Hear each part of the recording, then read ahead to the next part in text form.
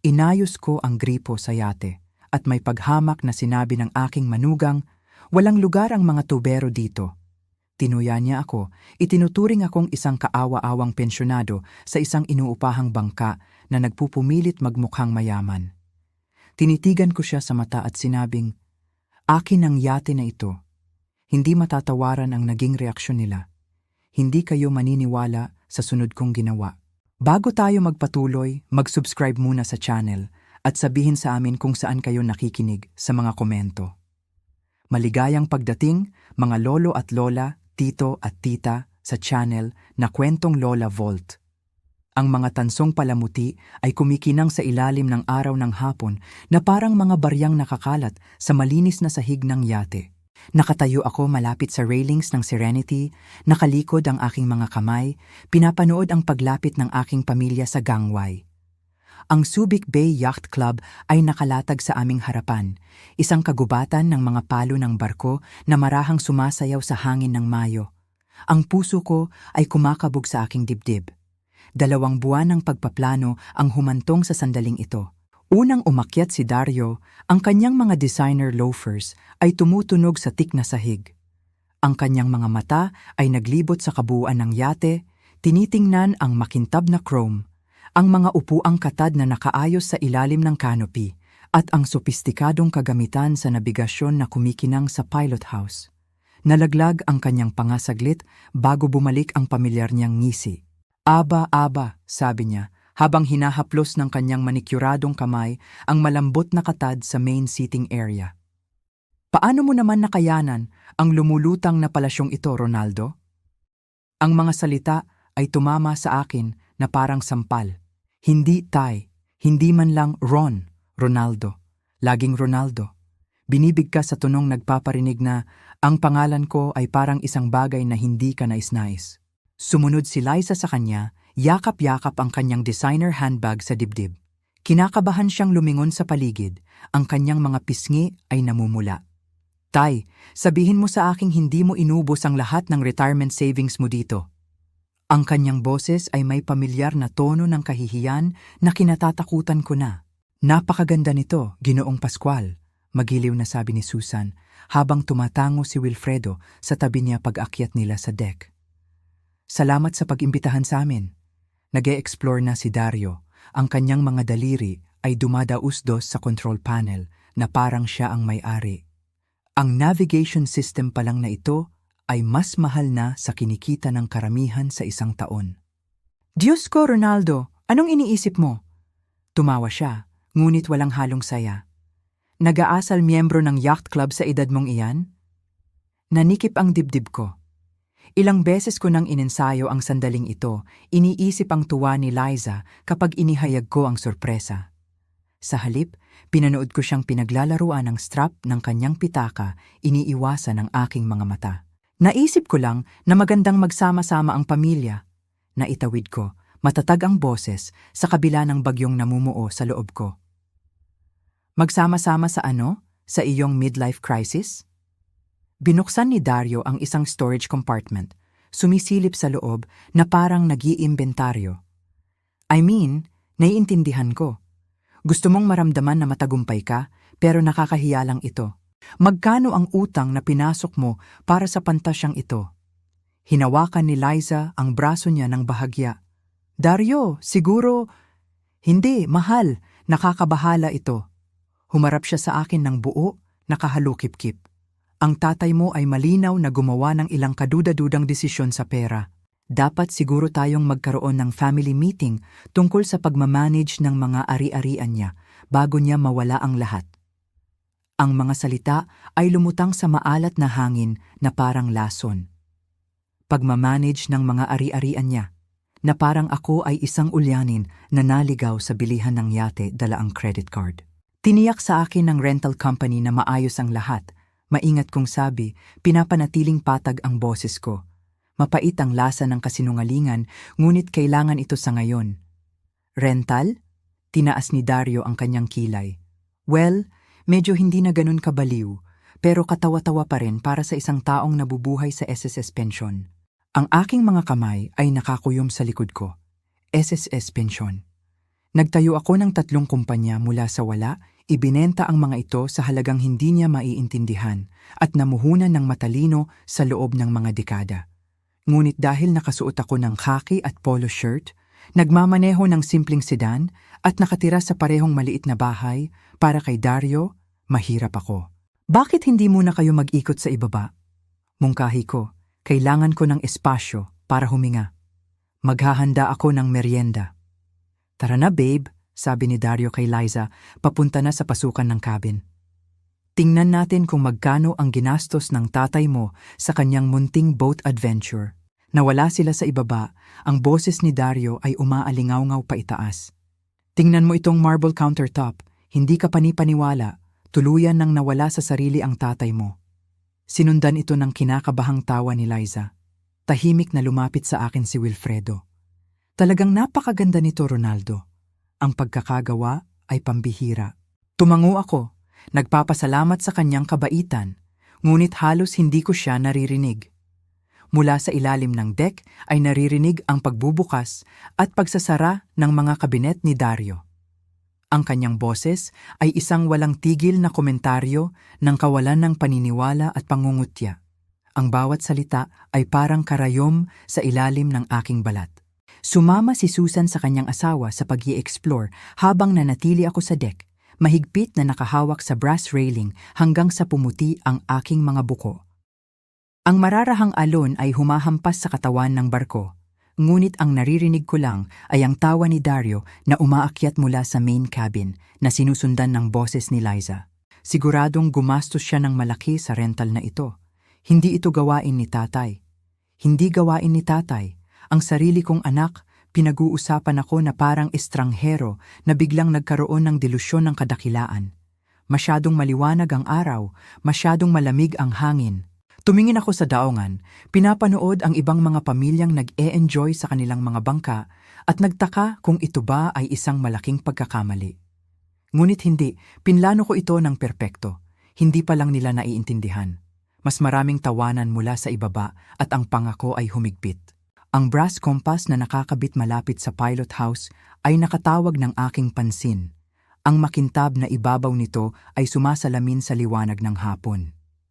Inabot ko at hinawakan ito ng marahan. Naaalala ang isa pang araw, isa pang sandali nang hinawakan ko ang parehong compass at walang naramdaman kundi purong kagalakan. 2 buwan na ang nakararaan, ika-22 ng Marso, nakatayo ako sa showroom ng Maritime Luxury Yachts, suot ang aking pinakamagandang barong Tagalog na itinabi ko para sa mga espesyal na okasyon. Ang ahente, isang makisig na binata na nagngangalang Tonyo, ay iginiya ako sa mga detalye ng Serenity sa 3 pagkakataon sa linggong iyon. Ang master cabin ay may queen bed at buong banyo. Paliwanag ni Tonyo, ang boses niya ay propesyonal ngunit mainit. Ang guest cabin ay may twin bunks na pwedeng gawing doble, perpekto para sa mga biyahe ng pamilya. Tumango ako, ini-imagine ang mga mukha ni Dario at Liza kapag natuklasan nila ang sarili nilang pribadong kwarto. Ang yate ay may habang 42 talampakan ng malinis na fiberglass at chrome. Bawat ibabaw ay kumikinang sa ilalim ng mga ilaw ng showroom. Hinaplos ko ang parehong brass compass, iniisip ang pagtuturo sa mga magiging apo kung paano mag-navigate gamit ang mga bituin. At sigurado ka ba sa mga tuntunin ng pagbabayad? Tanong ko. Kahit nakapagpasya na ako, ang tseke na nagkakahalaga ng 162 milyon ay nakatupi sa bulsa ng aking jacket. Kinuha mula sa isang account na hindi akalain ni Dario na umiiral. Siguradong sigurado, Ginoong Pascual, ang buong bayad ngayon ay nangangahulugan ng agarang paghahatid pagkatapos ng safety inspection at rehistrasyon. Ngumiti si Tonyo. Magugustuhan ng pamilya mo ang sorpresang ito. Pamilya ko? Pinaplano ko na ang sandaling ito mula pa noong kaarawan ni Liza noong nakaraang buwan nang banggitin niyang namimiss na niya ang aming mga lumang fishing trips. Sana makatakas lang tayo sa isang bangka kung saan, sabi niya, mukhang pagod sa walang tigil na reklamo ni Dario tungkol sa kanilang pananalapi. Narito ang solusyon. Isang lumulutang na santuwaryo kung saan maaari naming muling itayo ang aming relasyon na malayo sa walang katapusang pangangailangan ni Dario na maliitin ang lahat ng tao sa paligid niya. Nagsaliksik pa ako ng mga family-friendly na ruta sa paligid ng Palawan at Batangas. Iniisip ang mga katapusan ng linggo kung saan matutuklasan muli ni Liza ang kanyang pagmamahal sa dagat. Gusto kong magdagdag ng ilang personal na touch, sabi ko kay Tonyo.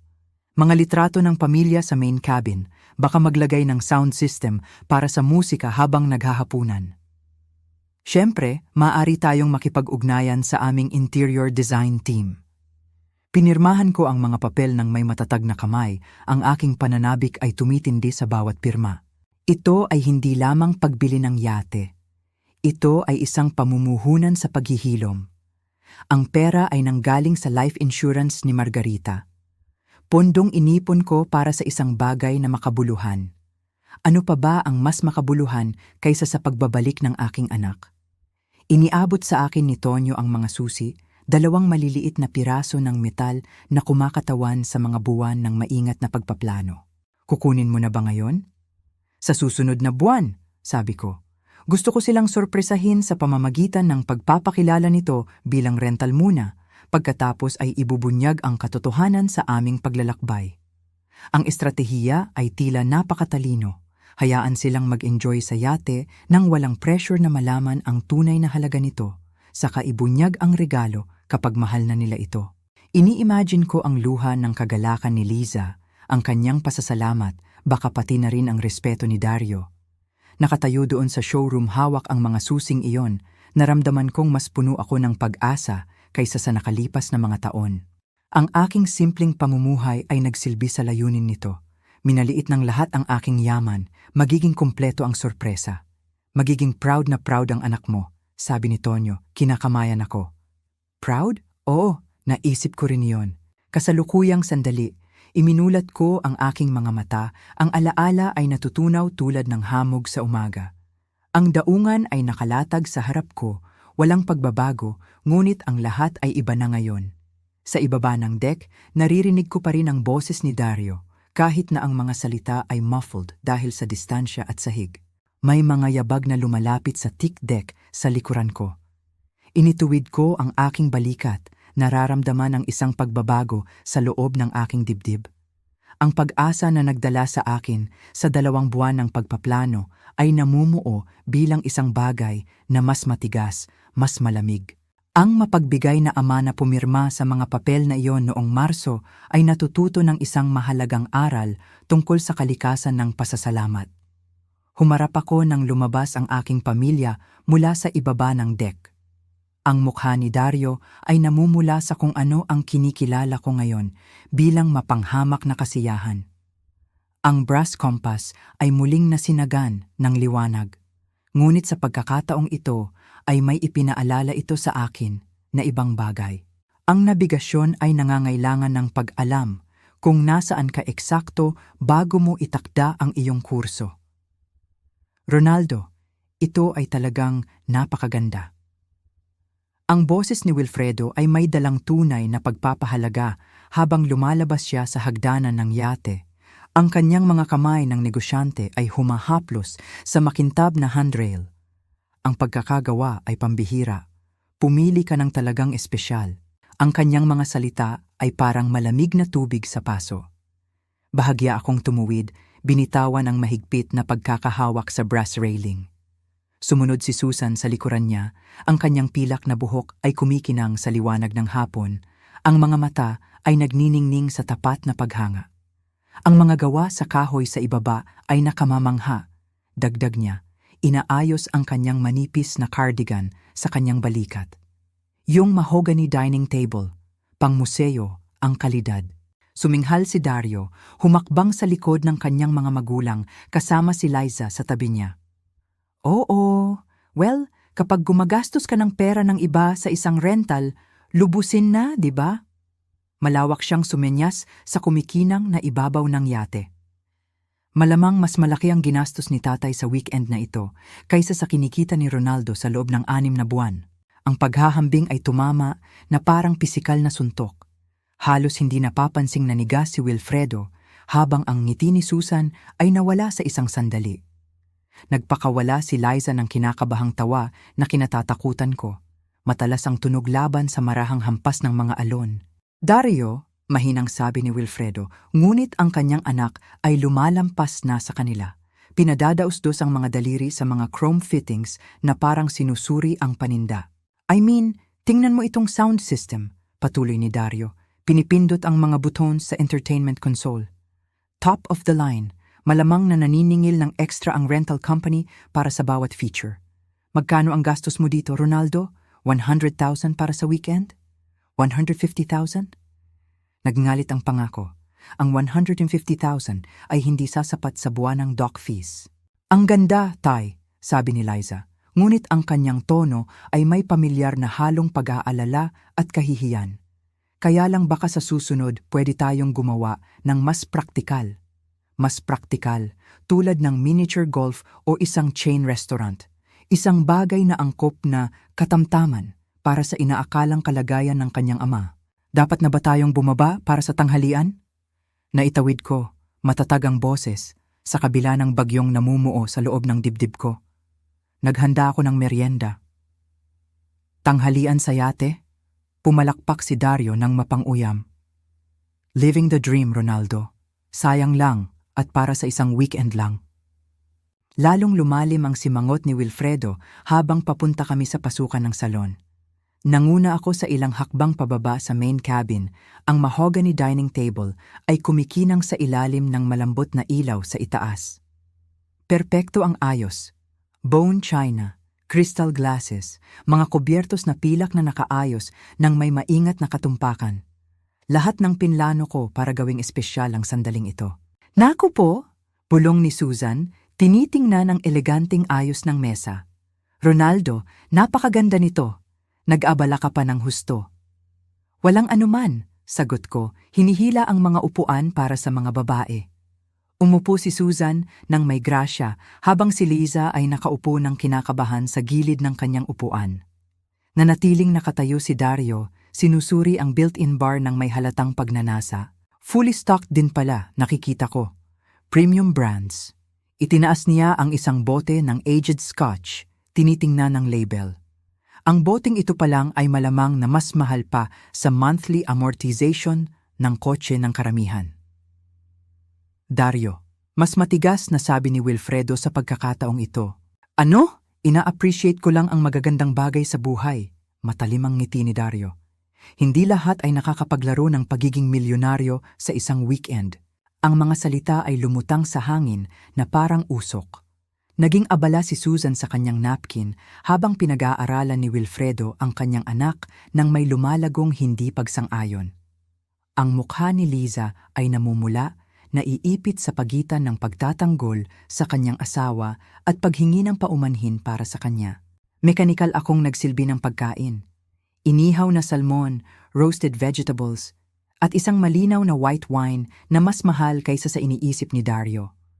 Ang bawat plato ay inilagay ng may maingat na katumpakan habang ang isip ko ay puno ng mga alaala ng showroom ng yate, ng mga nakapagpapalakas na salita ni Tonyo, ng aking inosenteng pag-asa na ang regalong ito ay magtutulay sa lumalaking agwat sa pagitan namin ng aking anak.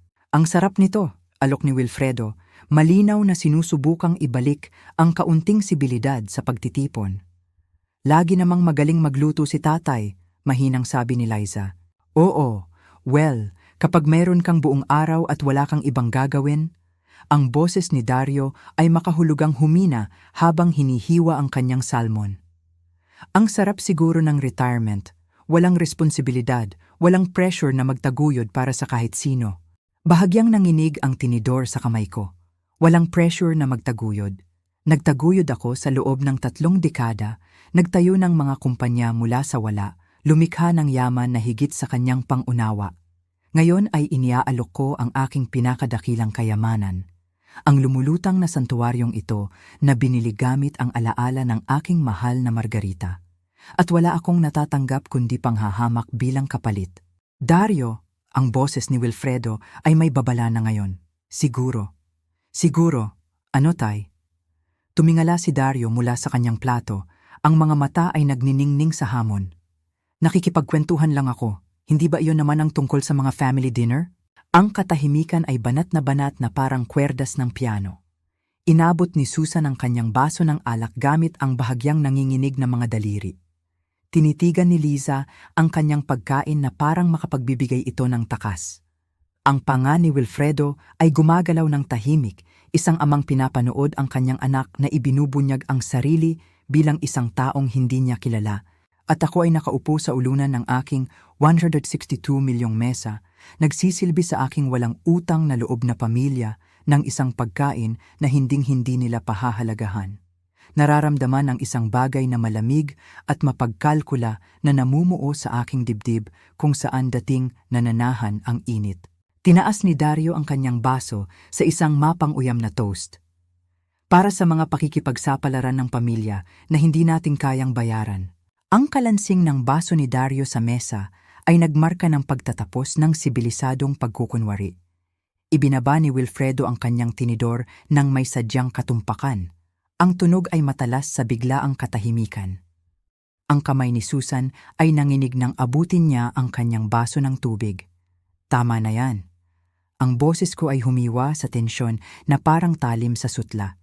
Ititigil mo ang pag-uugaling ito ngayon din.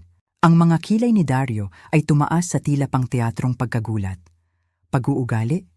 Nagiging tapat lang ako tungkol sa sitwasyon. May isang tao sa pamilyang ito na dapat kilalanin ang realidad.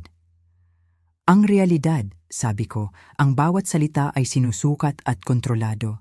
Ay bisita ka sa yate na ito. Magpapakita ka ng nararapat na respeto o aalis ka. Rinig ang pagsinghap ni Liza. Hindi pa niya ako narinig na magsalita kay Dario nang may ganitong katatagan. Ni si Dario, sa paghusga sa paraan ng pagkawala ng kanyang ngisi sa loob ng isang sandali bago bumalik ng buong puwersa. Bisita? Tumawa si Dario, pero pilit na ang tunog nito ngayon. Sige na Ronaldo, pamilya tayo.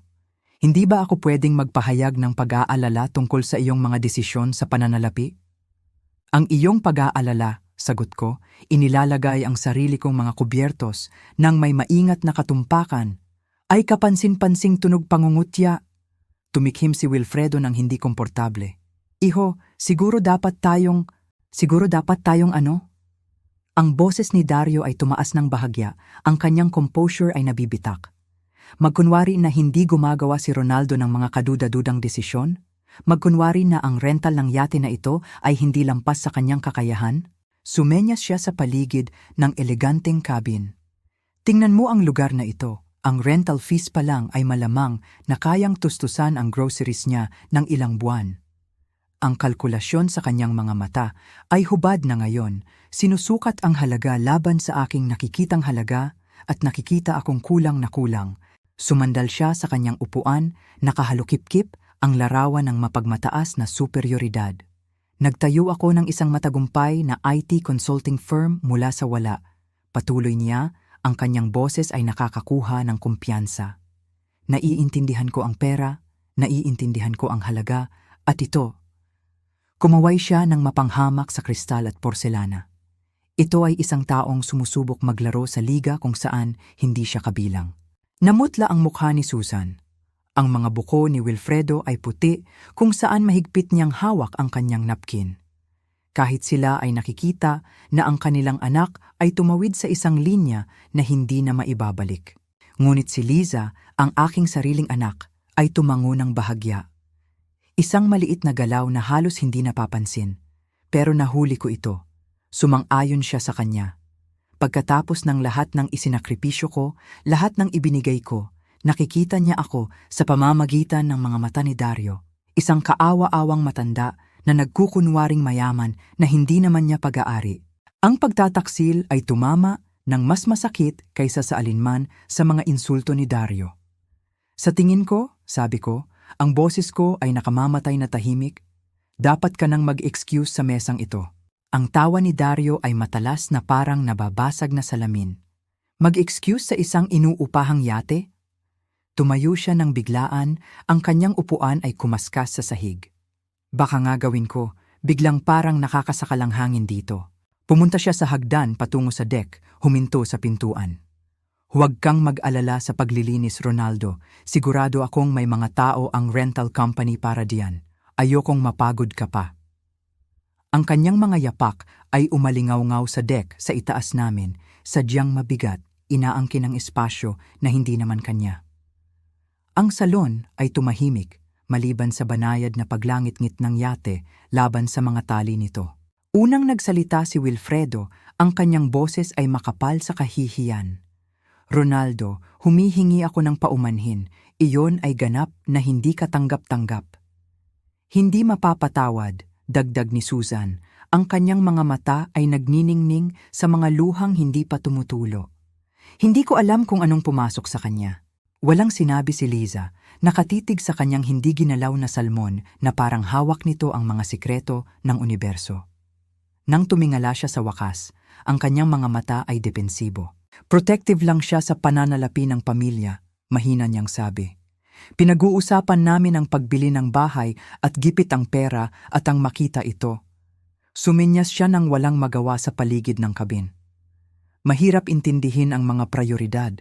Ang mga prayoridad. Ang prayoridad ko ay lumikha ng isang alaala, isang regalo, isang tulay pabalik sa anak na nawawala sa akin. Ang prayoridad niya ay panatilihin ang komportabling ilusyon ng kanyang asawa tungkol sa kanyang superioridad. Dahan-dahan akong tumayo, tinitipon ang mga plato gamit ang matatag na mga kamay, sa kabila ng lindol na nangyayari sa loob ng aking dibdib. Siyempre, naiintindihan ko ng lubusan. Ngunit mas marami akong naiintindihan kaysa sa napagtanto niya.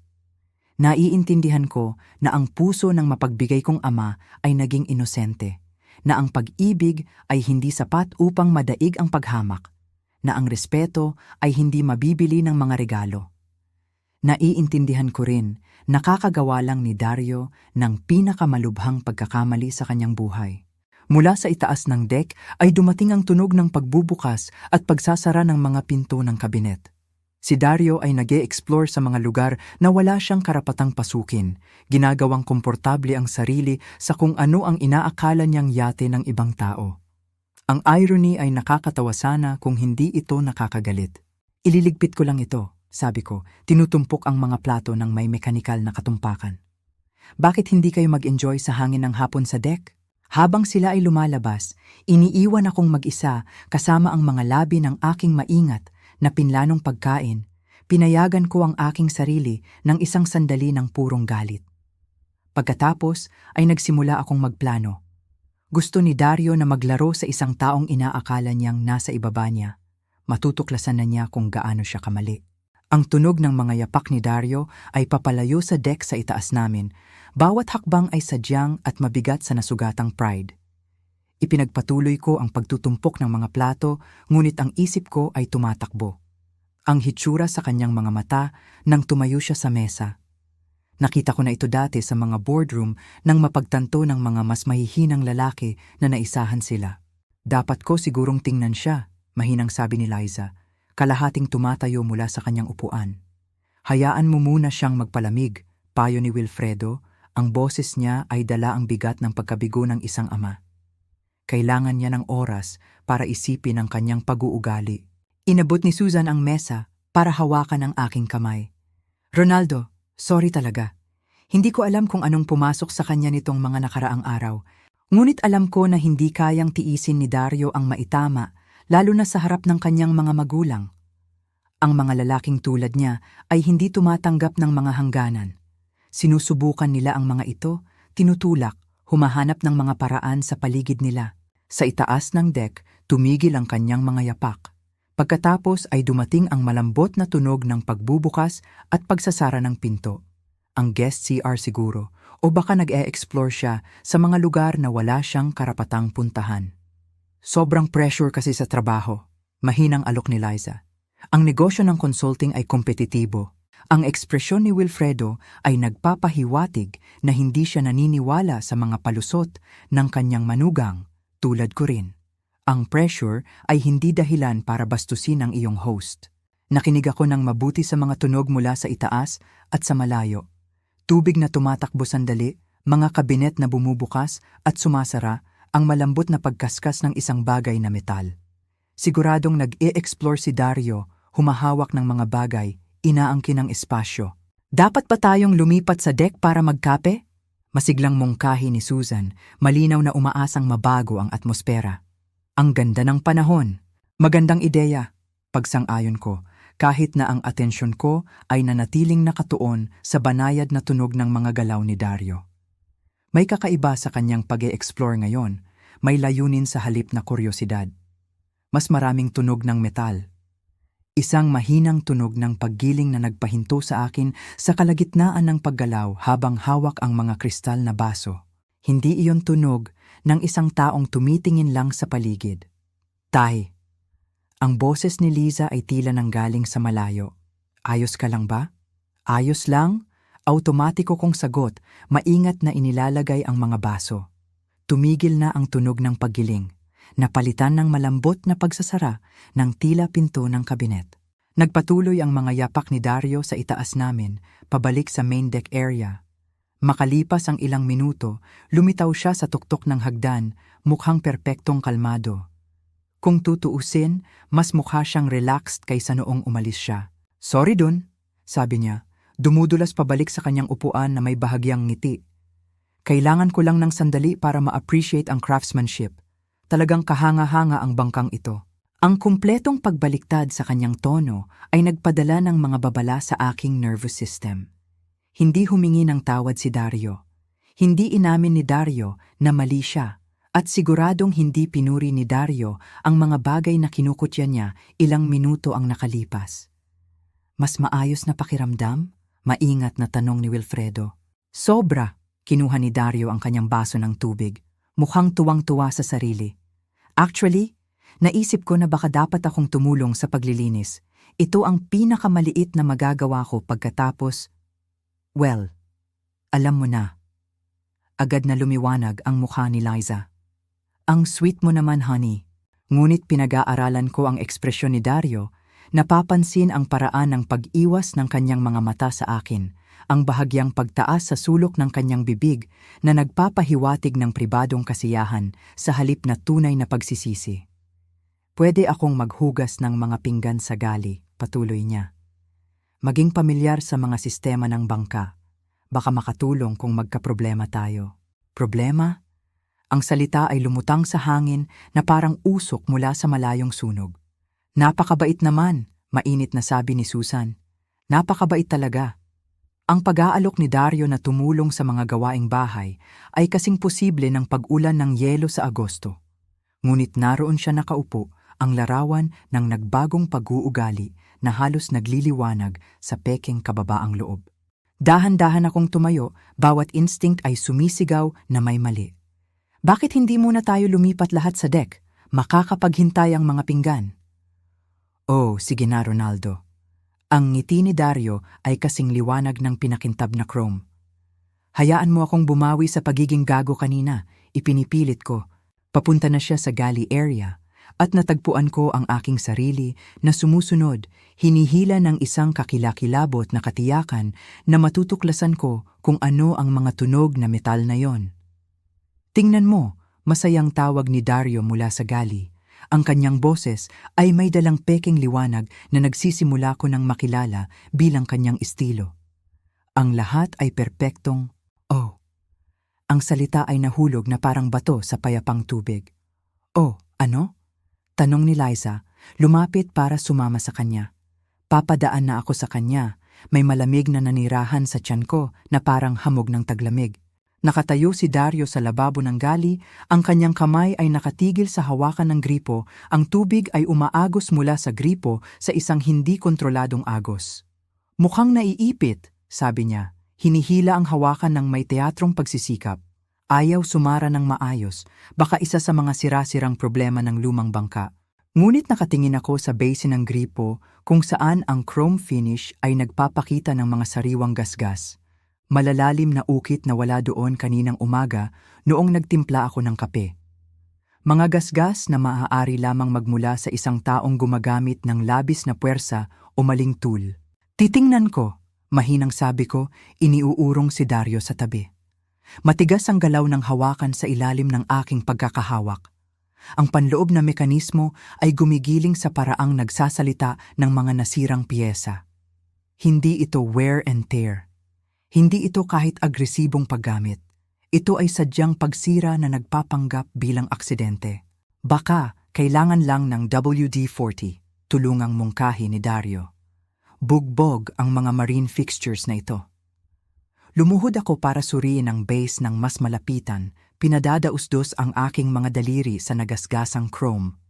Ang mga gasgas ay bumuo ng pattern na pare-pareho sa marka ng pliers. May humawak sa gripo ng may matinding puwersa, pinipihit hanggang sa may bumigay sa loob. "Tay, maayos mo ba?" tanong ni Liza, may tunay na pag-aalala sa kanyang boses. "Siguradong sira na ito," sabi ko, dahan-dahang tumatayo. "Nasira ang internal valve mechanism." Tumango si Dario nang may simpatya. "Rental equipment, alam mo na, malamang na nakakaranas ng matinding paggamit mula sa mga nakaraang bisita. Buti na lang nangyari ngayon, imbes na sa kalagitnaan ng gabi." Ang pagiging kaswal ng kanyang paliwanag, ang paraan ng agad niyang paglilipat ng sisi sa mga imahinaryong nakaraang umuupa, ay nagkumpirma sa alam ko na, ngunit ang pagkumpronta sa kanya dito sa harap ng lahat ay walang magagawa kundi gumawa ng eksena. "Dapat kong kontakin ang Marina," maingat kong sabi. "Tingnan kung makakakuha ng repair technician dito ng Sabado." Umiling si Dario. "Good luck diyan, baka stuck na kayo dyan sa weekend." Ang halos hindi maitagong kasiyahan sa kanyang boses ay nagpakuyom sa aking mga kamay nang hindi sadya. Nag-e-enjoy siya dito, hindi lang sa abala na idinulot niya, kundi sa pagkakataong gumanap na matulungin at maunawain na miyembro ng pamilya habang inaasikaso ko ang mga problema sa rental. Lumapit si Wilfredo, sinusuri ang gripo gamit ang mata ng negosyante para sa detalye. Kakaiba yan, ang pinsala ay mukhang halos sinadya. Hindi natinag ang ngiti ni Dario. Ang hangin ng dagat ay pumapatay sa mga fittings na ito, baka ilang buwan ng kinakalawang. Ngunit nakasimangot na ngayon si Wilfredo. Ang background niya bilang inhinyero ay nakikita kung ano ang inaasahan ni Dario na itago. "Ronaldo, mukhang marka ng tool ito. Kita mo ang mga ukit na ito dito? Maaaring mula sa mga nakaraang pagsubok na ayusin." Mabilis na mungkahi ni Dario. "Alam mo naman kung paano yan. May sumubok na ayusin ang isang bagay sa sarili nila. Pinalala pa. Ang kasinungalingan ay dumating ng napakadulas. Napakanatural na halos hangaan ko ang kapal nito." Tumaya si Dario na ang kanyang salita bilang pamilya ay magdadala ng mas mabigat na timbang kaysa sa ebidensya, na walang seryosong mag-iisip na sadya niyang sasabutahehin ang ari-arian ng kanyang host. "Kailangan kong suriin ang maintenance manual ng bangka," sabi ko sa wakas. "Tingnan kung ano ang inire-rekomenda ng tagagawa para sa ganitong uri ng pagkabigo.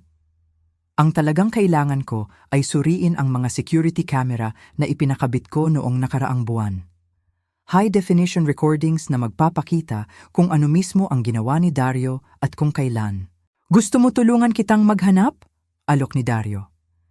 "Medyo magaling ako sa mga technical na bagay." "Hindi na kailangan," sagot ko, pilit na ngumingiti. Alam ko kung nasaan ang lahat. Nagkibit balikat siya, ang larawan ng nabigong pagtulong. "Kung ano sa tingin mo ang pinakamabuti." Sinusubukan lang tumulong. Habang pabalik ang pamilya sa deck area, nagtagal sandali si Dario, kunwaring sinusuri kung ang tubig ay ganap nang nakapatay, ngunit nahuli ko siyang sumusulyap sa paligid ng gali na may nasisiyahang hangin ng isang taong hinahangaan ang kanyang gawa. "Nakakatawa kung paano nangyayari ang mga bagay na ito," sabi niya sa tonong nakikipagkwentuhan. "Isang minuto maayos ang lahat, sa susunod mayroon ka ng repair bill. Ang banta ay banayad ngunit hindi mapagkakamalan. Simula pa lang ito." Natuklasan ni Dario na kaya niyang sirain ang aking ari-arian ng walang parusa, ligtas sa kaalaman na ang koneksyon niya sa pamilya ay nagpoprotekta sa kanya mula sa hinala. Matututunan na niya kung gaano siya kamali. Naghintay ako hanggang sa makaupo na ang iba sa deck. Ang kanilang mga boses ay umaanod pababa sa mga bukas na hatch. Pagkatapos ay tahimik akong gumalaw patungo sa navigation station kung saan ang mga kontrol ng security system ay nakatago sa likod ng isang hindi kapansin-pansing panel. Gusto ni Dario na maglaro. Hinamon lang niya ang isang taong naglalaro sa antas na propesyonal habang siya ay nag-aaral palang magtali ng sapatos. Ang navigation room ay nakatago sa likod ng main cabin, isang siksik na espasyo na may linya ng mga electronic equipment na hindi nakikita ng karamihan sa mga bisita. Pumasok ako ng tahimik, isinara ang pinto sa likod ko na may malambot na click. Ang maraming monitor ay nabuhay sa pagpindot ng isang butones. Ang kanilang mga screen ay binabaha ang maliit na espasyo ng asul-puting liwanag. Walang camera feeds ang nagpapakita ng loob at deck area ng yate sa malinaw na high definition. Ipinakabit ko ang sistema noong nakaraang buwan pagkatapos mabasa ang tungkol sa mga nakawa ng yate sa marina. Isang pag-iingat na malapit ng magbunga sa mga paraang hindi ko naisip. Ang aking mga daliri ay gumalaw sa control panel nang may sanay na kahusayan, nag-scroll pabalik sa 3:50 p.m. Ang timestamp sa sulok ay nagbabasa ng 15:50:23 nang unang lumitaw si Dario sa camera 3, ang sumasaklaw sa guest CR at galley area. Naroon siya, humahakbang sa frame na may parehong kaswal na kumpiyansa na ipinakita niya buong hapon. Sa una, ang kanyang mga galaw ay perpektong normal. Nagbubukas ng mga pinto ng kabinet, sinusuri ang mga amenity ng yate, nang may kuryosidad ng isang taong naniniwala na ang lahat ay pag-aari niya. Pagkatapos ay lumapit siya sa gripo. Lumapit ako sa monitor, pinapanood si Dario na subukan ng hawakan ng may banayad na presyon. Ang gripo ay gumana ng perpekto. Ang tubig ay umaagos ng maayos nang buksan niya ito, humihinto ng malinis ng isaran niya ito. Alam niyang gumagana ito. Alam niyang walang mali dito. Ang sumunod na nangyari ay nagpapalamig sa aking dugo. Tumingin si Dario sa pinto, kinukumpirma na siya ay nag-iisa. Pagkatapos ay hinawakan niya ang hawakan ng gripo gamit ang parehong kamay at pinilipit ito.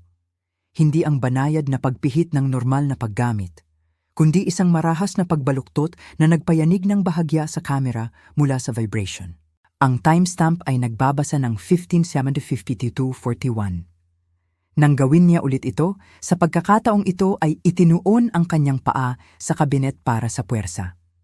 Malinaw kong nakikita ang mukha niya ngayon, ang konsentrasyon habang inilalapat niya ang maximum na lakas, ang bahagyang ngiti ng kasiyahan nang may bumigay sa loob ng mekanismo.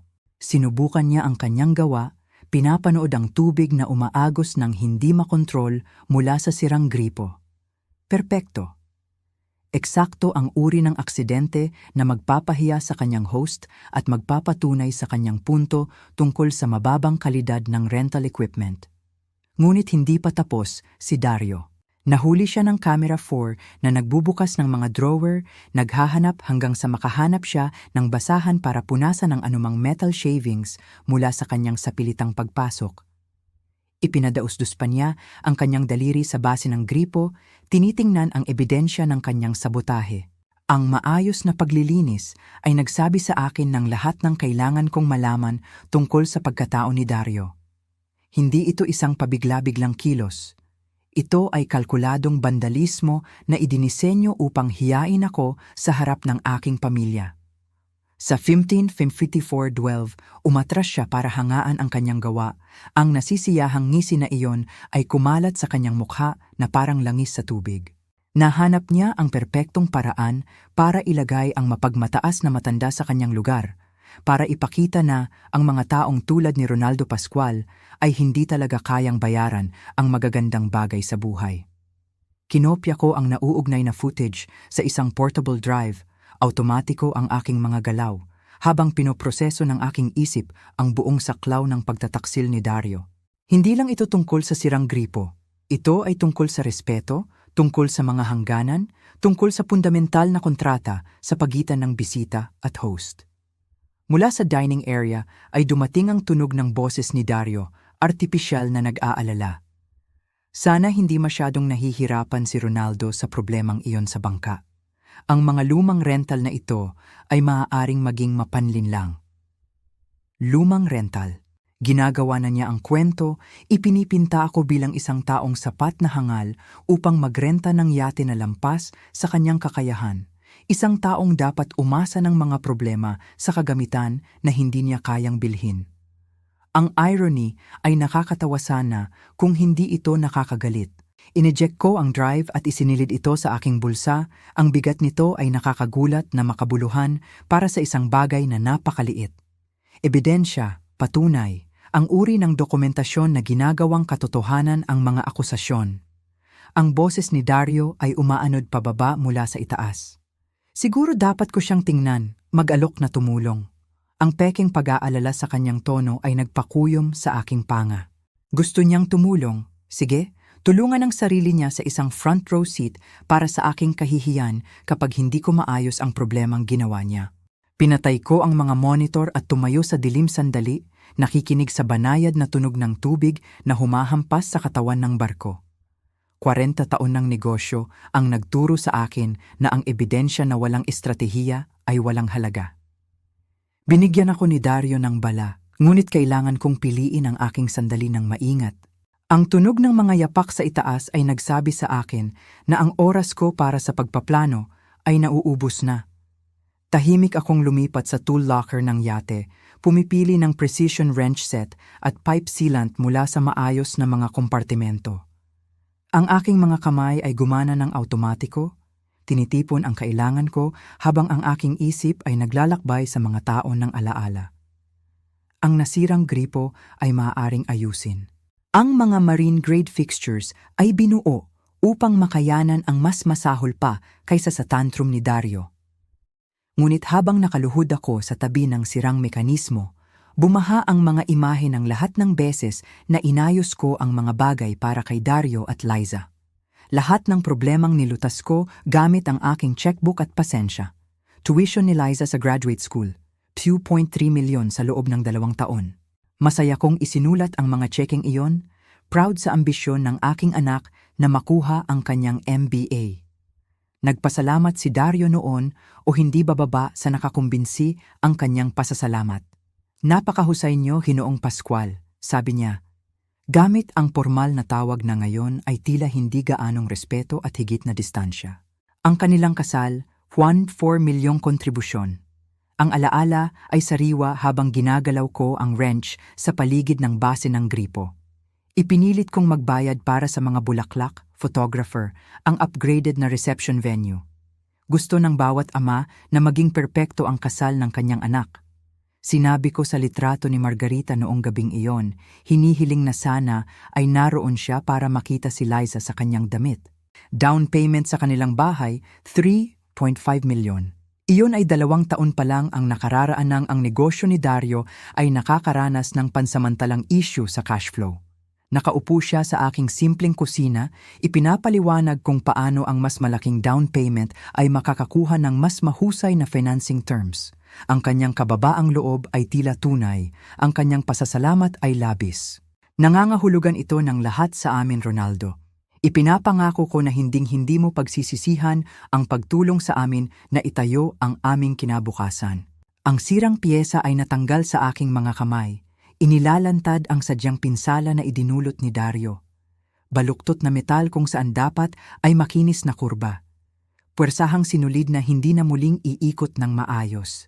Katulad ng relasyon sa pagitan namin, sa palagay ko. Emergency car repairs, 290,000. Medical bills ni Liza, 185,000. Ang bagong refrigerator noong nasira ang kanila. Mga regalo sa Pasko, sorpresa sa kaarawan, anniversary dinners na ipinilit kong bayaran. Ang listahan ay nagpatuloy, 1 dekada ng pagkabukas palad na tila walang binili kundi panghahamak. Ang bawat kilos ng kabaitan ay sinalubong ng sanay na pagpapahalaga ni Dario. Ang kanyang mga kasiguruhan na hinding-hindi niya malilimutan ang aking suporta. Gayunpaman, narito ako, nakaluhod sa sahig ng sarili kong yate. Inaayos ang pinsalang idinulot niya dahil sa inis. Mula sa itaas ay dumating ang boses ni Dario, mas malakas na ngayon. Dapat ba nating tingnan si Ronaldo? Kanina pa siya nasa baba. Ang sagot ni Liza ay muffled, ngunit nag-aalala. Baka mas komplikado ang repair kaysa sa inakala niya. Mas komplikado? Ang lahat ay mas komplikado kaysa sa tila. Ang yate na akala nila ay nirentahan. Ang yaman na ipinapalagay nilang hindi ko pag-aari. Ang lalaking pinaniniwalaan nilang nasa ilalim ng kanilang konsiderasyon. Ikinabit ko ang mga bagong gasket sa lugar, ang aking mga galaw ay tumpak, sa kabila ng galit na dumadaloy sa aking mga ugat. Hindi lang ito tungkol sa pera, bagaman ang aspetong pinansyal ay nakakagulat kapag tinala ko ang lahat. Halos ₱2 milyon sa direktang tulong sa paglipas ng mga taon, hindi kasama ang mas maliliit na galaw, ang mga hapunan, ang mga regalo. Ito ay tungkol sa respeto, tungkol sa fundamental na inaasahan na ang kabaitan ay sasalubungin ng kabaitan, na ang pagkabukas palad ay magbubunga ng pasasalamat sa halip na entitlement. Ang mga yapak ni Dario ay lumapit sa hagdan. Titingnan ko kung kailangan niya ng tulong. Ang mekanismo ng gripo ay dumulas pabalik sa lugar na may kasiya siyang click. Ang tubig ay dumaloy nang maayos nang subukan ko ito. Mas mahusay kaysa sa dati, sa totoo lang. Minsan ang pinsala ay pumipilit sa iyo na muling bumuo ng mas matatag. Ronaldo! Ang boses ni Dario ay nagdadala ng pekeng tono ng matulunging pag-aalala. Okay lang ba ang lahat diyan? Dahan-dahan akong tumayo, pinupunasan ang aking mga kamay sa isang malinis na basahan habang kinakalkula ang aking susunod na hakbang. Inisip ni Dario na nanalo siya ng maliit na tagumpay sa pamamagitan ng pagsira sa aking ari-arian. Wala siyang ideya na nag-trigger lang siya ng isang digmaan na hindi siya handang labanan. Ang lalaking lumalapit para mag-alok ng kanyang tulong ay hindi kailanman nagtayo ng negosyo mula sa wala, hindi kailanman nakipag-negotiate ng milyon-milyong pisong deal o naisahan ang mga kakompetensya na sumubok na sirain siya. Hindi kailanman natutunan na sa totoong tunggalian, ang taong kumokontrol sa impormasyon ang kumokontrol sa resulta. Makakatanggap si Dario ng edukasyon sa kung anong uri ng tao ang pinili niyang banggain. Ayan na siya. Ang boses ni Dario ay tumawid sa dining area na may teatrong ginhawa nang humakbang ako mula sa lower deck. Nagsisimula na kaming mag-alala. Kamusta ang repair? Nakasandal siya sa kanyang upuan, nakahalukip-kip sa kasiyahan ang parehong mapagmataas na ekspresyon na suot niya noong una siyang tumapak sa barko.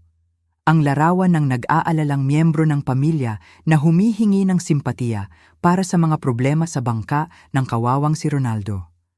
Pinapahirapan ka ba ng lumang kagamitan? Patuloy niya ng may mapang-uyam na simpatiya. Sinasabi ko lang sa lahat kung paano nagtitipid ang mga rental company na ito sa maintenance. Malamang na hindi na serbisyuhan ang gripong iyan sa loob ng maraming taon. Inilagay ko ang aking tablet sa dining table nang may sadyang katumpakan. Pinapanood ang mukha ni Dario habang humihila ako ng upuan. Sa totoo lang, Dario, gusto kong tanungin ka ng espesipiko tungkol sa gripong iyon. Ako, ang kanyang mga kilay ay tumaas sa teatrong kawalang malay. Hindi ako tubero, Ronaldo, bagaman napansin ko na ang fixture ay mukhang medyo kinakalawang nang maghugas ako ng kamay kanina. Hindi komportabling gumalaw si Liza sa kanyang upuan. Tay, sinusubukan lang tumulong ni Dario. Binanggit niya na parang mahina ang water pressure. Iyon ba ang binanggit niya? Pinanatili kong patag ang boses ko. Ang aking mga mata ay nakapako sa mukha ni Dario. Kasi curious ako sa kung ano mismo ang nangyari noong nasa baba ka.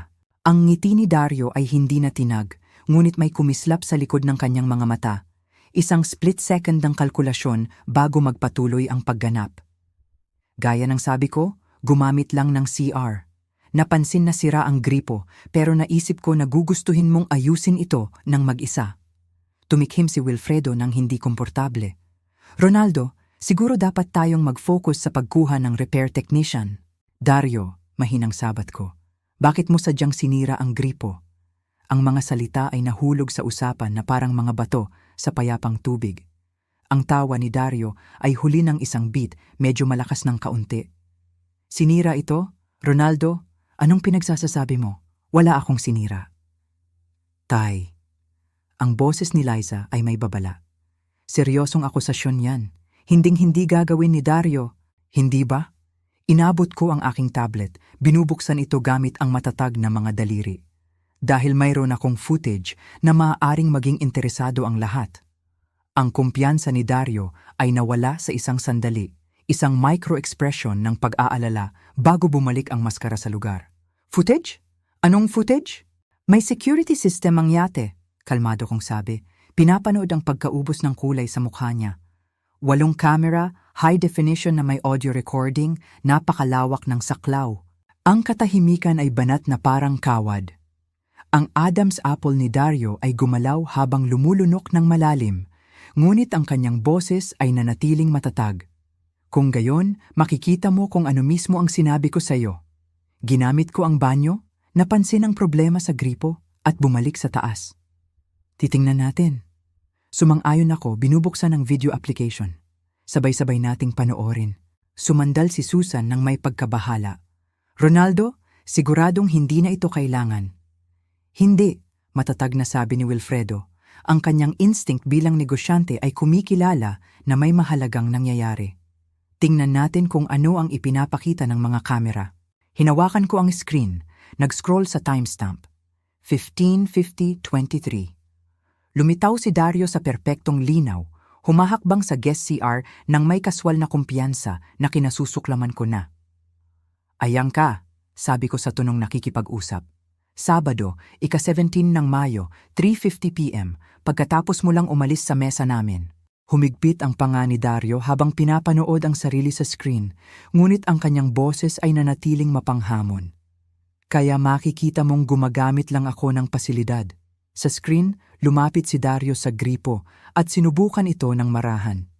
Ang tubig ay dumaloy ng perpekto nang buksan niya ito. Huminto ng malinis nang isara niya ito. Ang fixture ay gumana ng walang aberya. Interesting, obserbasyon ko. Ang gripo ay tila gumagana ng normal. Lumapit si Liza sa screen, nakakunot ang noo sa konsentrasyon. Hindi ko maintindihan kung ano ang dapat naming makita. Patuloy na manood, mungkahi ko, ang aking daliri ay nakatapat sa play button. Ang interesting na bahagi ay paparating na. Gumalaw si Dario sa kanyang upuan, ang kanyang naunang kumpiyansa ay nabibitak sa mga gilid. Kalokohan ito, pinalalaki mo ang isang simpleng problema sa pagtutubero, ngunit ang kanyang mga mata ay hindi umalis sa screen at nakikita ko ang eksaktong sandali na naalala niya kung ano ang mangyayari, kung ano ang nakuha ng mga kamera, kung ano ang nakalimutan ng kanyang kayabangan sa sandali ng kanyang mapaghiganting kasiyahan. Ang timestamp dito ay nagpapakita ng 15:52. Patuloy ko, ang boses ko ay perpektong kalmado. Manood ng mabuti. Nag-play ang video sa napakalinaw na detalye. 8 kamera na halaga ng ebidensya na malapit nang sumira sa komportableng mundo ng mga kasinungalingan at pagpapalagay ni Dario. Sa screen ng tablet, tumingin si Dario sa pinto, kinukumpirma na siya ay nag-iisa. Pagkatapos ay nagbago ang kanyang buong kilos. Nawala ang anumang pagkukunwari ng normal na paggamit. Ito ay sadya, kalkuladong pagsira. Diyos ko, bulong ni Susan habang pinapanood namin si Dario na hawakan ng gripo gamit ang parehong kamay at marahas na pilipitin ito sa gilid. Ang audio ay malinaw na kristal. Ang paggiling ng metal sa ilalim ng labis na puwersa. Ang matalas na crack nang may bumigay sa loob ng mekanismo. Ang nasisiyahang ungol ni Dario nang maramdaman niyang nasira ang fixture sa ilalim ng kanyang mga kamay. Dario! Ang boses ni Wilfredo ay pumutok na parang latigo. Anong ginagawa mo? Sa screen, hindi pa tapos si Dario. Itinuon niya ang kanyang paa sa kabinet para sa puwersa, naglalapat ng mas matinding lakas hanggang sa ang internal valve mechanism ay tuluyang naputol. Ang tubig ay nagsimulang umagos nang hindi makontrol mula sa sirang fixture. Ang kamay ni Liza ay lumipad sa kanyang bibig. Hindi maaari ito. Ngunit walang maitatanggi sa kung ano ang nakikita naming lahat. Umatras si Dario mula sa kanyang gawa na may hindi mapagkakamalang kasiyahan. Ang parehong mapagmataas ng ngiti na suot niya nang bumalik siya sa mesa. Ipinadausdos pa niya ang kanyang daliri sa base ng gripo, tinitingnan ang ebidensya ng kanyang sabotahe. Ang timestamp ay nagpapakita ng 15:54, mahina kong sabi. Gumugol ka ng 4 na minuto sa sadyang pagsira ng aking ari-arian. Ang mukha ni Dario ay namutla na parang tisa. Ito ay may paliwanag. Sinusubukan kong ayusin ng... Ayusin ng ano? Ang boses ni Wilfredo ay nakamamatay na tahimik. Malinaw na ipinapakita ng footage na gumagana ito ng perpekto bago mo hawakan. Sa screen, pinupunasan ni Dario ang mga metal shavings gamit ang isang basahan, maingat na nililinis ang ebidensya ng kanyang sabotahe. Ang kanyang mga galaw ay maingat, sanay. Ang mga aksyon ng isang taong alam kung ano mismo ang kanyang ginawa at gustong itago ito. Nagdala ka pa ng tuwalya para maglinis, obserbasyon ko. Napakabusisi. Nakatitig si Liza sa screen sa gulat. Dario, paano mo nagawa ito? Ito ay rental ni tatay. Kailangan niyang magbayad para sa mga pinsala. Ang irony ng kanyang mga salita na pinoprotektahan ako mula sa pananagutan sa pananalapi para sa pinsala sa aking sariling yate ay nakakatawa sana sa ilalim ng ibang mga pangyayari. Ang maskara ng kumpiyansa ni Dario ay tuluyan ng gumuho. Hindi ito kung ano ang hitsura. Sinusubukan kong tumulong at nasira ito at nagpanik ako. Nagpanik ka? Sumandal si Wilfredo. Ang kanyang boses ay mabigat sa pagkabigo. Iho, kakanood lang namin sa'yo na sadyang sirain ang ari-arian ng ibang tao. Walang aksidente dito. Walang hindi pagkakaunawaan. Pinupunasan ni Susan ang kanyang mga mata gamit ang kanyang napkin. Ronaldo, hiyang-hiya ako. Hindi ko alam ang sasabihin. Gumawa si Dario ng isang huling desperadong pagtatangka sa depensa. Ang gripo ay halatang depektibo. Halos hindi ko ito hinawakan at nasira ito. Ang mga lumang bangkang ito ay may mga problema, Ronaldo. Itinigil ko ang video at iniharap ang tablet sa kanya. Gusto mo bang i-play ko ulit? Siguro sa slow motion naman ngayon. Pwede nating bilangin kung ilang beses mo pinilipit ang hawakan bago ito nasira. Ang katahimikan na sumunod ay nakabibingi. Nakatitig si Dario sa frozen na imahe sa screen. Siya mismo na nahuli sa akto ng sadyang sabotahe, ang kanyang mukha ay nagpapakita ng malinaw na kasiyahan sa pinsalang idinulot niya.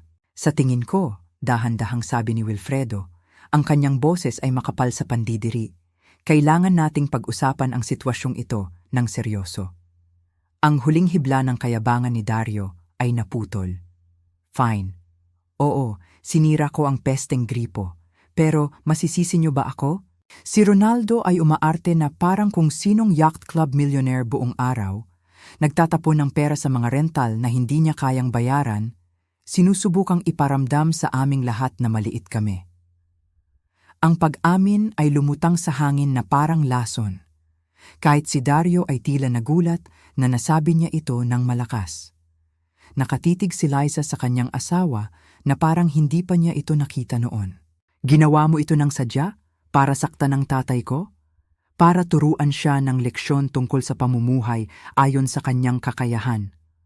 Bulyaw pabalik ni Dario. Ang kanyang tunay na pagkatao ay lumabas na nang walang balatkayo. Tungkol sa hindi pagpapanggap na maging isang bagay na hindi naman siya. Ang perpektong pagbubukas. Isinara ko ang tablet at ngumiti sa unang pagkakataon buong araw. Well, Dario, mahina kong sabi. Speaking of pagpapanggap na maging isang bagay na hindi ikaw, sa tingin ko oras na para pag-usapan natin kung ano mismo ang hindi mo alam tungkol sa sitwasyong ito. Nanginginig ang mga kamay ni Dario habang sumasandal siya sa kanyang upuan, sinusubukang iligtas ang natitira sa kanyang dignidad. Look, Ronaldo, baka nadala lang ako, pero minor repair lang ito sa isang rental boat. Nangyayari ang mga ganitong bagay. Minor repair lang. Sa isang rental boat? Ang mga salita ay lumutang sa hangin tulad ng amoy ng asupre pagkatapos tumama ang kidlat. Tama ka, mahina kong sabi, pinapanood ng mabuti ang mukha niya. Ito ay tungkol sa pag-unawa kung anong uri ng tao ang nagbabandalismo ng ari-arian ng ibang tao para sa katuwaan. Nagbabandalismo? Bahagyang pumiyok ang boses ni Dario. Sige na, matapang na salita yan. Frustrated ako. Baka gumamit ako ng kaunting labis na puwersa, pero ilagay natin ito sa perspektibo. Pinag-uusapan natin ang isang weekend rental dito. Hindi komportableng gumalaw si Wilfredo sa kanyang upuan. Iho, napanood naming lahat ang video. Walang dahilan para... Tay, please. Ang maskara ni Dario ay lalo pang nadudulas sa bawat salita. Nagkamali ako, okay? Pero si Ronaldo ay umaarte na parang sinunog ko ang bahay niya. Ito ay isang inuupahang yate. Sasagutin ito ng insurance. Ang mga mayayamang tulad ng may-ari ay malamang na isinusulat na lang ito bilang business expense. Mga mayayamang tulad ng may-ari. Ang irony ay napaka-perpekto na parang isinulat sa script. Paulit-ulit mong binabanggit na ito ay rental. Obserbasyon ko, kinukuha ang aking tablet at inilalagay ito sa tabi ng may sadyang pag-iingat. Mukhang nag-aalala ka sa mga implikasyon sa pananalapi para sa may-ari. Well, oo! Bahagyang tumuwid si Dario. Nakakaramdam ng pagkakataon na mabawi ang moral high ground. I mean, halatang lampas ka sa budget mo dito, Ronaldo. Ang buong yacht club fantasy na ito, hindi ito sustainable. Ang isang tulad mo na sumusubok maglaro ng pagiging milyonaryo para sa isang weekend, nakakalungkot lang. Napapikit si Liza. Dario, please don't. Ang isang tulad ko, inulit ko ng mahina. Look, walang offense, pero maging makatotohanan tayo. Umiinit na si Dario sa kanyang tema ngayon, ang pamilyar na kayabangan ay bumabalik sa kanyang boses. Ikaw ay isang retiradong tubero, karpintero na nabubuhay sa SSS pensyon na sinusubukang pahingan kami sa mga bangkang hindi mo kayang bayaran. Nakakahiya. Napasinghap si Susan ng malakas. Ang mukha ni Wilfredo ay namula sa kahihiyan. Ngunit hindi pa tapos si Dario. Ang mga tulad mo ay hindi kabilang sa mga yate na tulad nito.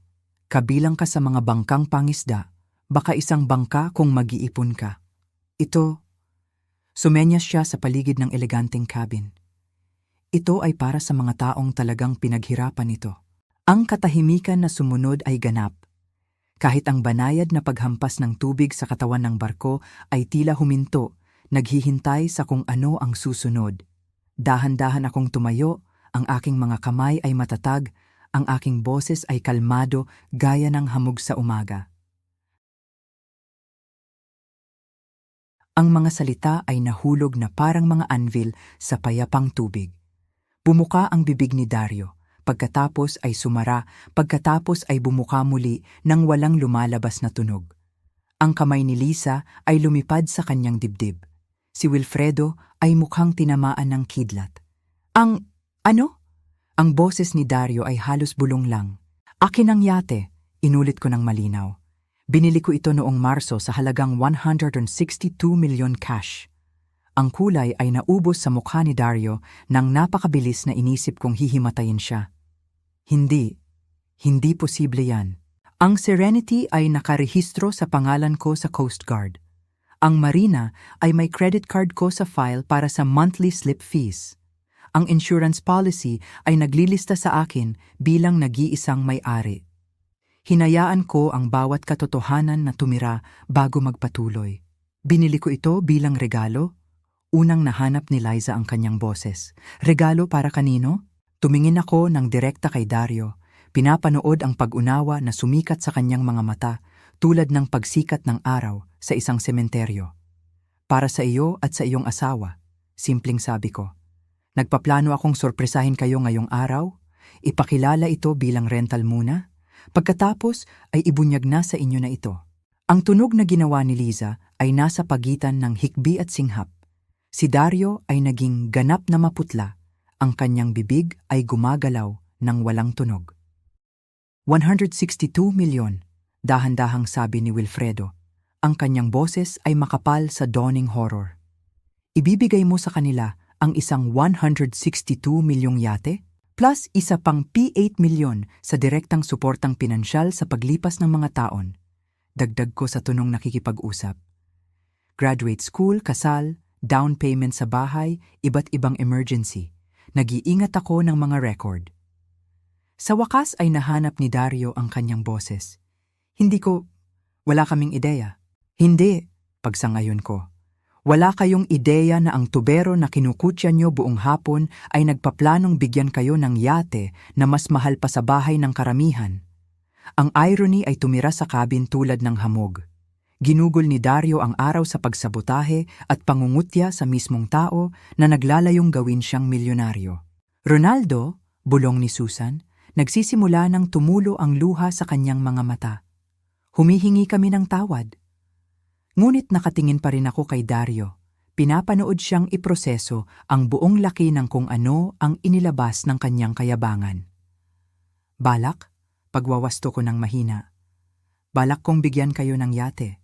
Ang mukha ni Dario ay dumaan sa isang spektrum ng mga emosyon. Gulat, hindi paniniwala, kalkulasyon, at sa huli ay desperadong panik nang tumama sa kanya ang buong implikasyon. Teka, sabi niya, pasugod na humilig sa kanyang upuan. Sinabi mong balak. Hindi ibig sabihin na, maayos natin ito ngayon na naiintindihan ko na ang sitwasyon. Ngayon na naiintindihan mo na ang sitwasyon, inulit ko ng mahina. Ano ba ang eksaktong naiintindihan mo? Na gumawa ako ng matinding pagkakamali. Wala akong ideya na yate mo ito, Ronaldo. Kung alam mong pag-aari ko ito, tratatuhin mo ako ng may respeto? Hinayaan kong lumutang ang tanong sa hangin. Pero dahil inakala mong isa lang akong mahirap na retiree na naglalaro sa itaas ng kanyang estado, katanggap-tanggap ang pambabastos? Ang bibig ni Dario ay bumuka at sumara tulad ng isdang humihinga ng hangin.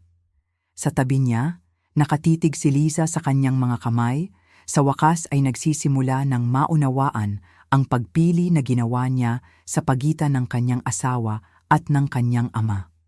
Hindi iyon ang ibig kong sabihin, utal ni Dario. Ako lang, ang stress sa trabaho at ang makita kang gumastos ng malaki sa isang rental ng ano? Pinutol siya ni Wilfredo. Matalas ang boses sa pagkabigo. Nang magpasya ka na, ang biyenan mo ay kailangang turuan ng leksyon tungkol sa kanyang lugar? Pinupunasan ni Susan ang kanyang mga mata gamit ang tissue. Dario, paano mo nagawa ito? Si Ronaldo ay naging napakabukas palad sa pamilyang ito. Alam ko na ngayon. Ang boses ni Dario ay nabasag sa desperasyon. Pero maaayos natin ito, di ba? Babayaran ko ang repair ng gripo. Hell, babayaran ko ang kumpletong renovation ng gali. Pwede nating iwanan ito sa nakaraan. Naglakad ako sa malaking bintana ng yate, tumitingin sa payapang daungan kung saan ang ibang mga pamilya ay nag-i-enjoy sa kanilang mga bangka nang walang sabotahe o pambabastos na nagpapadilim sa kanilang hapon. Ang gripo ay naayos na, kalmado kong sabi. Inabot ng mga 20 minuto. Ang mga marine fixtures ay binuo ng matibay. Kailangan nilang maging ganun para makayanan ang uri ng sadyang pag-abuso na idinulot mo. E di anong problema? Ang boses ni Dario ay nagdadala ng tono ng desperadong pag-asa. No harm, no foul, di ba? Humarap ako para harapin siya. Ang problema, Dario, ay ibinunyag mo kung sino ka talaga. Nang inakala mong vulnerable ako, nang naniwala kang nasa ibaba mo ako, pinili mo ang kalupitan. Hindi yan problema sa gripo. Yan ay problema sa pagkatao. Sa wakas ay tumingala si Liza mula sa kanyang mga kamay. Tay, alam kong mali si Dario, pero ano, anak? Mahina kong tanong. Pero dapat kong palampasin ang sadyang sabotahe dahil humingi siya ng tawad pagkatapos mahuli? Pero dapat kong baliwalain ang mga tao ng banayad na pambabastos dahil nangangako siyang magiging mas mabuti ngayong alam niyang may pera ako? Wala siyang sagot doon. Walang sino man sa kanila. Ang yate ay mananatiling akin, patuloy ko. Ang alok na regalo ay permanenteng binabawi. Dario, sa tingin ko ay pinakamabuti kung tipunin niyo ni Liza ang inyong mga gamit at umalis. Hindi ka pwedeng magseryoso, protesta ni Dario. Dahil sa isang tangang pagkakamali. Isang tangang pagkakamali? Ang boses ni Wilfredo ay hindi makapaniwala. Iho, sadyang binandalismo mo ang ari-arian ng isang tao pagkatapos kanyang imbitahan bilang bisita. Ginugol mo ang hapon sa pangungutya at pagmamaliit sa kanya. Kahit ngayon, mas nag-aalala ka sa pagkawala ng regalong hindi mo alam na umiiral kaysa sa sakit na idinulot mo. Tumingin si Dario sa paligid ng mesa, naghahanap ng suporta na wala doon. Kahit si Liza ay hindi makatingin sa kanyang mga mata. Fine, sabi niya sa wakas, tumayo ng biglaan. Tara na Liza, Umalis na tayo dito. Dahan-dahang tumayo si Liza, mukhang nahahati sa pagitan ng pagsunod sa kanyang asawa at pananatili kasama ang kanyang ama. Tay, ako. Malinaw ang naging desisyon mo ngayong araw, malumanay kong sabi. Sana ay sulit ito. Habang tinitipon ni Dario at Lisa ang kanilang mga gamit at patungo sa gangway, lumapit sa akin si Wilfredo. Ronaldo, hindi ko masimulang ipahayag kung gaano ako nahihiya sa pag-uugali ng aking anak. Kung mas gusto mong umalis na rin kami, hinding-hindi, matatag kong sabi. Ikaw at si Susan ay nagpakita ng walang iba kundi respeto at grasya. Pakiusap, manatili kayo. I-enjoy natin ang natitirang bahagi ng magandang hapong ito tulad ng nararapat. Sa pamamagitan ng bintana, pinanood ko sina Dario at Liza na naglalakad sa pantalan patungo sa parking area. Galit na kumukumpas si Dario habang naglalakad si Liza ng tahimik. Mukha silang maliit laban sa backdrop ng daungan, pinaliit ng kanilang sariling mga desisyon. Sumama si Susan kina Wilfredo at sa akin sa bintana. Sa tingin mo magiging maayos sila? Makakabangon si Dario, sabi ko. Ang mga lalaking tulad niya ay laging nakakabangon. Tulad ni Lisa, bumuntong hininga ako. Kailangan niyang magpasya kung gusto niyang bumuo ng buhay kasama ang isang taong sumisira ng mga tulay dahil sa inis. Nagsalin si Wilfredo ng 3 baso ng alak mula sa boteng binuksan namin kanina. Para sa karakter, simpleng sabi niya. Para sa karakter, sabay na sabi namin ni Susan. Habang ang araw ay bumababa patungo sa abot tanaw, pinipinta ang tubig sa mga kulay ng ginto at amber. Naramdaman ko ang isang bagay na hindi ko naranasan sa loob ng maraming taon. Perpektong kapayapaan. Ang hustisya ay naisatupad hindi sa pamamagitan ng paghihiganti, kundi sa pamamagitan ng natural na mga kahihinatnan. Sinira ni Dario ang sarili niyang managamit ang sarili niyang mga kamay kasing sigurado ng pagsira niya sa gripong iyon. Ang brass compass ay nasinagan ng liwanag ng hapon sa huling pagkakataon, nakaturo sa true north tulad ng lagi. Kung nagustuhan mo ang kwentong ito, mangyaring i-like ang video na ito, mag-subscribe sa channel at ibahagi ang iyong mga impresyon sa kwentong ito sa mga komento. Upang pakinggan ang susunod na kwento, i-click ang kahon sa kaliwa.